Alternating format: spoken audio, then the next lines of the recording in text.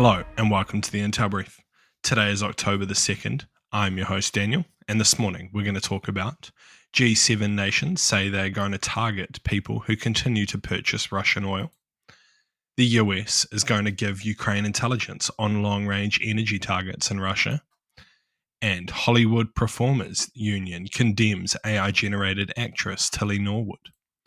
So firstly, the G7 finance ministers said on Wednesday they will take joint steps to increase pressure on Russia by targeting those who are continuing to increase their purchase of Russian oil and those that are facilitating the circumvention. The G7 finance ministers also said that they agreed on the importance of trade measures, including tariffs and import and export bans, in efforts to cut Russia's revenue due to Moscow's invasion of Ukraine. The joint statement followed a virtual meeting of the ministers. So what?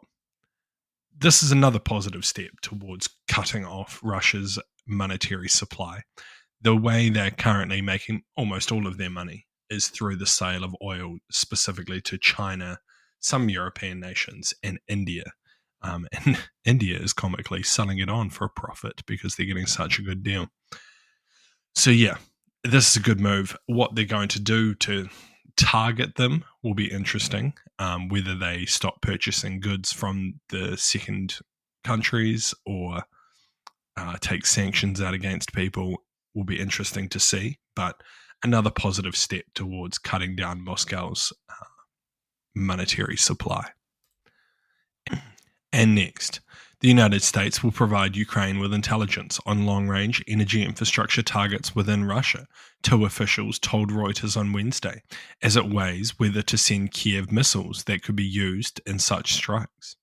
The US is also asking NATO allies to provide similar support, the US official said, confirming details first reported by the Wall Street Journal. So what? This is another great move, in my opinion. Ukraine's current key to victory, in my opinion, is through the destruction of energy infrastructure, such as oil refineries, dispatch points, anything really that is part of their sale of oil to foreign nations. This basically rolls on from the last story we were talking about, where the sale of that energy or the oil is making them the most money. So if Ukraine can cut that off, then Russia's war will just grind to a halt. Not only from a monetary perspective, but if they can't get fuel to their troops, then their tanks stop moving, their transport stops moving, they can't resupply forces. These supply lines are thousands of kilometers long already, so they require large amounts of fuel just to bring up essential supplies to forces, let alone bringing up, armor and other key weapon systems for any kind of offensive action. So yeah, this is kind of the other side of the coin to this last story we talked about, and is also very essential for Ukraine's success in this war. And lastly, the recent debut of an AI-generated access. And lastly, the recent debut of an AI-generated actress dubbed Tilly Norwood and its producer's boasts of interest from studio executives has sparked a backlash on Tuesday from the SAG-AFTRA Actors Union. I do not know what that stands for. Condemning the replacement of human performers with synthetics. The Hollywood buzz around Tilly Norwood introduced on Saturday at a film industry conference in Zurich,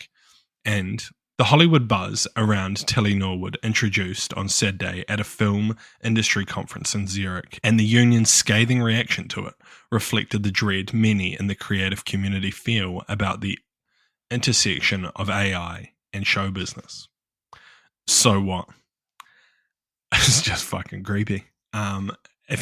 It's worth having a look to see what Tilly Norwood looks like in the video that they released, because it is rather odd. I can see why actors aren't happy, because, companies at the end of the day want to make the most amount of money possible.